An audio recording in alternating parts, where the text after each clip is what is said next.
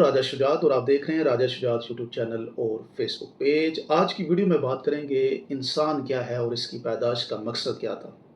क्या हम इसलिए पैदा हुए कि हम एक बच्चे थे, बड़े हुए, एजुकेशन ली, बिज़नेस किया, जॉब की और एक घर बना लिया, शादी कर ली और फिर हमारे बच्चे यही काम करने पे लग जाएँ, यानी ये रेपिटिशन और इस सर्कल के अंदर घूमने पे लग जाएँ। क्या इंसान की पैदाइश का मकसद ये था? अगर हम कुरान को पढ़ें तो कुरान में अल्लाह ताला फरमाता है कि मैंने इंसान को अहसन और तकवीम बना के भेजा है। मैंने इंसान को बना के अल्लाह को महसूस हुआ कि मुझे बड़ा फ़ख्र है कि मैंने इस ज़ात को पैदा किया। फिर अल्लाह ताला ने ये कहा कि तुम मेरे नायब हो। अगर इंसान अल्लाह का नायब है और अल्लाह को जिसने इसको पैदा किया, उस क्रिएटर को इसको पैदा करते हुए जिसने हज़ारों के करीब और जहान भी पैदा किए हैं, उसने सबसे बेहतरीन अगर किसी को पैदा किया, अशरफुल मखलूक़ात किसी को टाइटल दिया है तो वो आपको दिया है, इंसान को दिया है। वो कौन-सी बुनियाद थी जिस वजह से हम अशरफुल मखलूक़ात हो गए? वो कौन-सा इल्म है जिसकी वजह से हम अशरफुल मखलूक़ात हो गए? तो इस सारी डिटेल में आज इस शॉर्ट सी वीडियो में आपके सामने रखूँगा और अपने इस वीडियो को पूरा देखना है। वीडियो को देखने के बाद कमेंट आपने ज़रूर करना है। अगर हम इसको थोड़ा-सा डिटेल में स्टडी करें तो हमें पता लगता है कि अल्लाह तबारक व तआला ने कहा कि मैं पोशीदा था और इसलिए मैं चाह रहा था कि मुझे जाना जाए, तो मैंने इंसान को पैदा किया। मैं एक राज़ हूँ और मेरा राज़ इंसान के अंदर छुपा हुआ है। यानी ये जो हमारी बॉडी है छोटी-सी, इसमें बहुत बड़ा जहान छुपा हुआ है। ये अल्लाह तबारक व तआला का राज़ है। इसको हमने आज थोड़ा-सा डिकोड करना है कि ये किस तरह से आप कितनी ताकतवर चीज़ है और हम किन चक्रों में लगे हुए हैं। जब इंसान को जब इस सारे प्रोसेस की तरफ एक थिंकिंग बनती है, तो वो ज़रूर सोचता है कि मैं कौन हूँ और मुझे पैदा करने का मकसद क्या था और एक्चुअल जो बड़ा मकसद था वो क्या था। अल्लाह तबारक तआला ने इतने बड़े-बड़े टाइटल मुझे क्यों दिया, अशरफुल मखलूक़ात, नायब। तो जब इसके अंदर हम गौर से देखते हैं, तो इंसान के अंदर 2 चीज़ें हैं, एक है रूह और एक है नफ्स। और जिसने अपने नफ्स को फ़तह कर लिया, पहचान लिया, उसने अल्लाह तबारक तआला को पहचान लिया। नफ्स और रूह के दरमियान एक पर्दा है जिस पर्दे को हमने ख़त्म करना है और वो पर्दा जब हम ख़त्म करेंगे तो आप के अंदर आप वो जहान जो है, जो अल्लाह तबारक तआला ने कोई 15 से 20 हज़ार जहान पैदा किए हैं, वो जहानों का इल्म जो है वो आपको मैसर हो जाएगा। अगर इस्लाम को गौर से देखें तो हुज़ूर सल्लल्लाहु अलैहि वसल्लम की हदीस मुबारक भी आप पढ़ें तो आपको इल्म की फ़ज़ीलत की बात होती है। ज़्यादातर उस वक़्त एक हदीस मशहूर है कि इल्म हासिल करने के लिए अगर आपको चीन जाना पड़े, वो कौन-सा इल्म है? क्या वो शरीयत का इल्म था? शरीयत बड़ी ज़रूरी है, इसके इसके ऊपर आपने अपने आप को रखना है। ये जो नमाज़, रोज़ा, ज़कात, हज, ये बहुत इम्पोर्टेंट है, इसके बगैर फिर वो अबदी कामयाबी नहीं मिलेगी। शरीयत बहुत इम्पोर्टेंट है, लेकिन शरीयत मंज़िल नहीं है। मंज़िल है इरफ़ान हासिल करना, अल्लाह तबारक व तआला की ज़ात को पहचानना। और फिर आपने देखा कि इल्म की बात बार-बार की गई। हज़रत अली रज़ी अल्लाह तआला अन्हु को हुज़ूर सल्लल्लाहु अलैहि वसल्लम ने कहा कि मैं अगर इल्म हूँ, तो इल्म का दरवाज़ा जो है, वो हज़रत अली रज़ी अल्लाह तआला। और हज़रत अली के मकतूबात को अगर आप पढ़ें, तो उसमें बार-बार इल्म की बात की गई, इल्म की बात की गई। ये वो कौन-सा इल्म है? क्या वो पढ़ने से आता है? नहीं। ये जो इल्म है, ये इसको दुनिया के अंदर बहुत सारे लोगों ने इस इल्म के हवाले से बात की। किसी ने इसको स्पिरिचुअलिटी कहा, किसी ने इसको इरफ़ान ज़ात कहा, किसी ने इसको मारिफ़त इलाही कहा, किसी ने इसको सेल्फ अवेकनिंग कहा, किसी ने इसको अवेकनिंग विदिन कहा। यानी मुख्तलिफ़ नामों से इस इल्म के बारे में बताया गया। अब ये जो इल्म है, ये कैसे अचीव किया जा सकता है? ये इल्म किताबें पढ़ने से नहीं मिलेगा। ये इल्म जब हज़रत मौलाना रूम को मिला तो शाह शम्स तब्रेज़ से मिला। इस इल्म के टीचर भी डिफरेंट होते हैं। इस इल्म के टीचर और इस इल्म के स्टूडेंट, अब मौलाना रूम और टीचर, मौलाना रूम स्टूडेंट हैं और टीचर कौन है? शाह शम्स।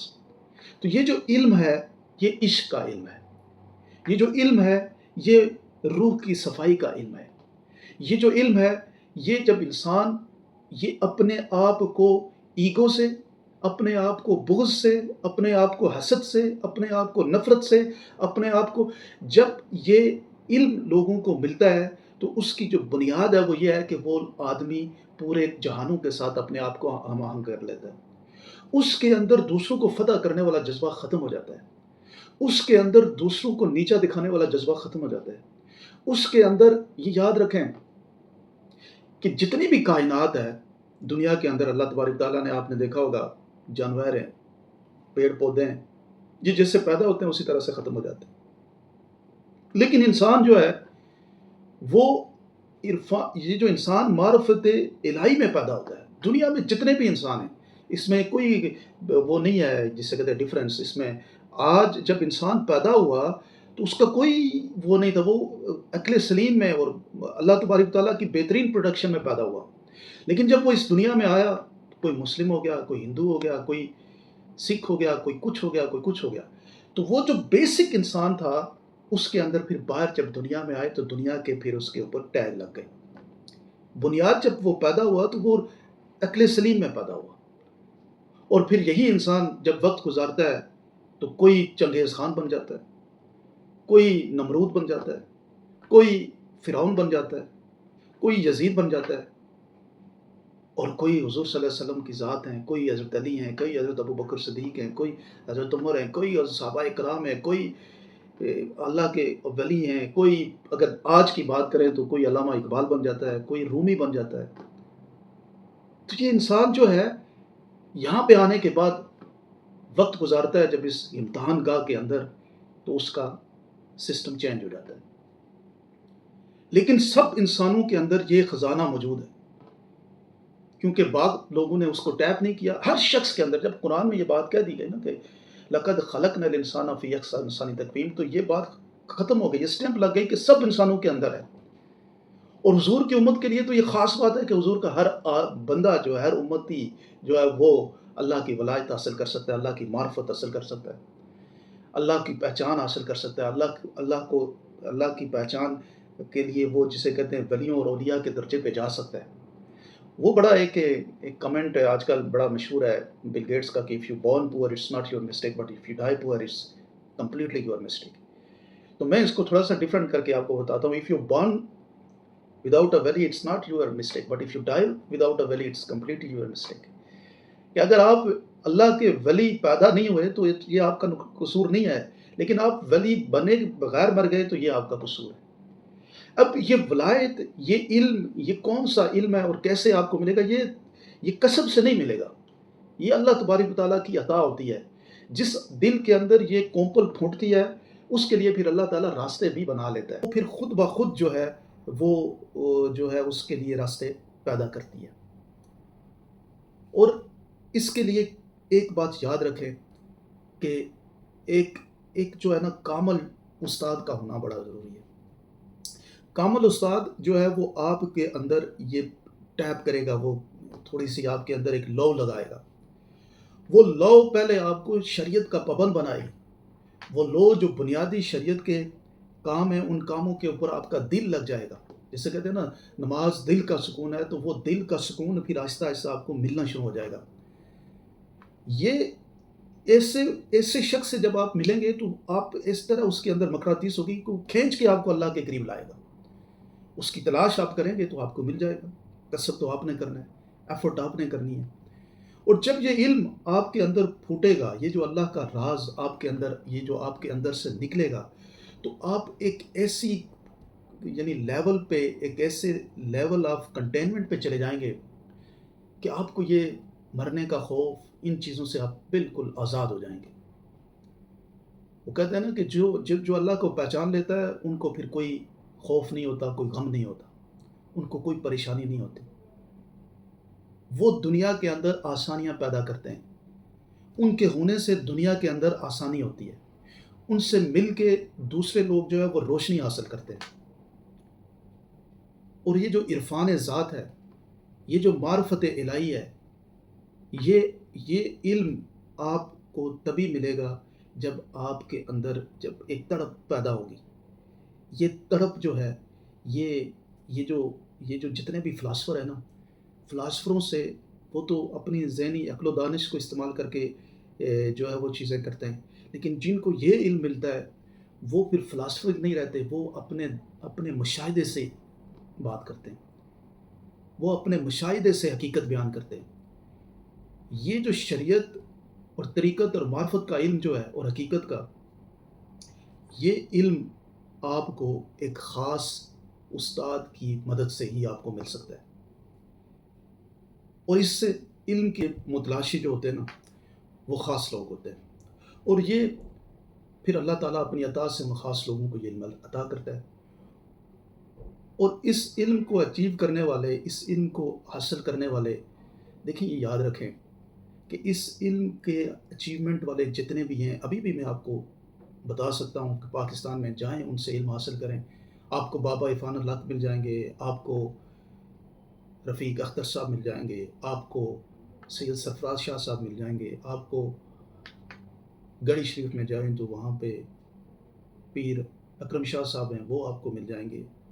یہ استاد ہیں، یہ آپ کے اندر وہ لو لگا لیں گے، اور پھر یہ آپ کی اپنی ایفرٹ ہے جو آپ اس کی اگر تلاش کریں گے، اس کی تلاش میں نکلیں گے تو آپ کو پھر اس میں ایک درجہ بدرجہ آپ آگے بڑھتے چلے جائیں گے۔ یہ جو روح ہے نا، اللہ تبارک تعالیٰ نے انسان جب حضرت آدم علیہ السلام کو پیدا کیا تو اس کے اندر اپنی روح پھونک دی، اور یہ جو علم ہے یہ بیسیکلی انسان اپنے اصل کی طرف جانا چاہتا ہے، یہ جو روح ہے وہ اپنے اصل خالق سے ملنا چاہتی ہے، لیکن ہم اس کو اس سے ملنے نہیں دیتے، ہم اس کو اس سے ملنے نہیں دیتے، ہم اس کے لیے پرابلم کریٹ کرتے ہیں، ہم اس روح پہ گرد لگا دیتے ہیں اور نفس کے غلام ہو جاتے ہیں، ہم ایگو کے غلام ہو جاتے ہیں، ہم بگیٹری کا شکار ہو جاتے ہیں، ہم سارا کام اپنی ایگو کو سیٹسفائی کرنے کے لیے کر رہے ہوتے ہیں، اور ہم ایسے لگتا ہے کہ اپنے دماغ کے غلام ہو گئے، مائنڈ ہمیں چلا رہا ہوتا ہے نہ کہ ہم مائنڈ کو چلا رہے ہیں۔ اور یہ جو روح ہے یہ اپنے اصل کی طرف جانا چاہتی ہے، وہ اپنے اصل کو پہچاننا چاہتی ہے، وہ خالق حقیقی سے ملنا چاہتی ہے۔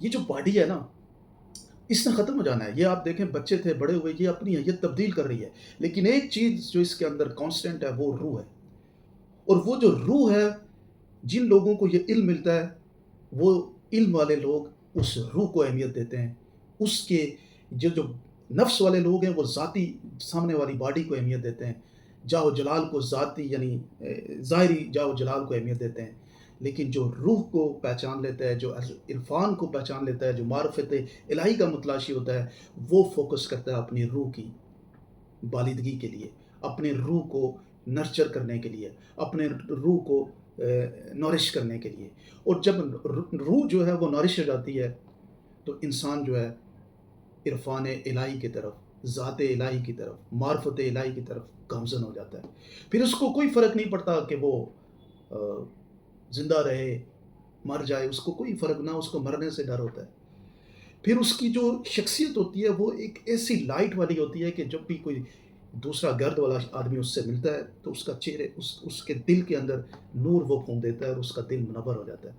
اب جائیں اللہ والوں سے جب ملیں گے، ان کی محفل میں بیٹھیں گے تو آپ کو ایک دم، جب ہمارے ہاں تو ہم کالے دل والے ہیں نا، ہمارے ہارڈ ہمارا دل ہے، تو ہم جب ان کی محفل میں بیٹھتے ہیں تو آپ دیکھیں گے کہ اچانک آپ کے آنکھیں بہنا شروع ہو جائیں گی، آپ کیونکہ وہ پہلی دفعہ تھوڑا سا جب آپ کی طرف نظر کرم کرتے ہیں تو وہ کیا ہوتا ہے کہ ایک دم آپ کو اندر وہ فیلنگ آ جاتی ہے، ایک دم آپ کا دل جو ہے نا وہ پگھلنا شروع ہو جاتا ہے، اور جب جس انسان کے اندر یہ احساس پیدا ہو گیا، اس کو اللہ نے قبول کر لیا، وہ پھر اس کو پہچان لے گا۔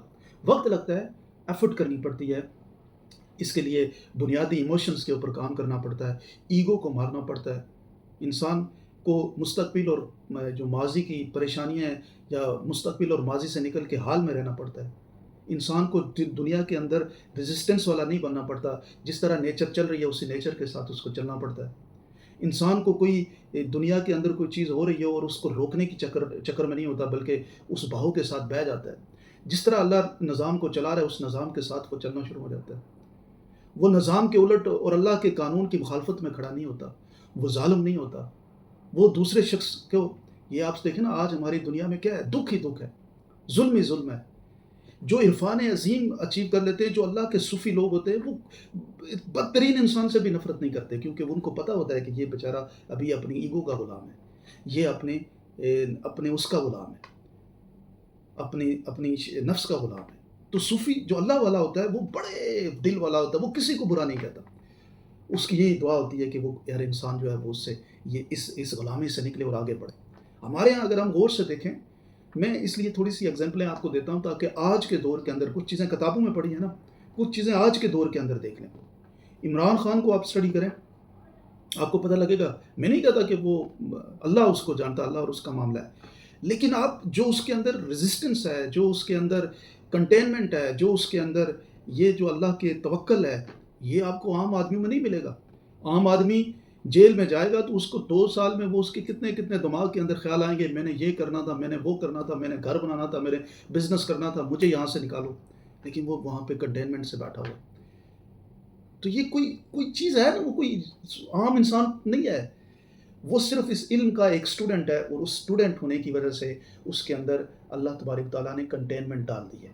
وہ مطمئن ہے، وہ جیل سے بھی مطمئن ہے، اس کو جیل میں رکھو وہاں مطمئن ہے، وہ اس کو آزاد چھوڑو وہ کیونکہ روح سے آزاد آدمی ہے، وہ دل سے آزاد آدمی ہے، اس کو کوئی پریشانی نہیں ہے۔ تو یہ جو ہم اسٹک میں لگا دیتے ہیں نا کہ ہمیں صرف کتابوں سے ہی پڑھ کے، ہسٹری سے ہی پڑھ کے، کچھ آپ کے سامنے لوگ موجود ہیں جن لوگوں سے آپ علم حاصل کر سکتے ہیں۔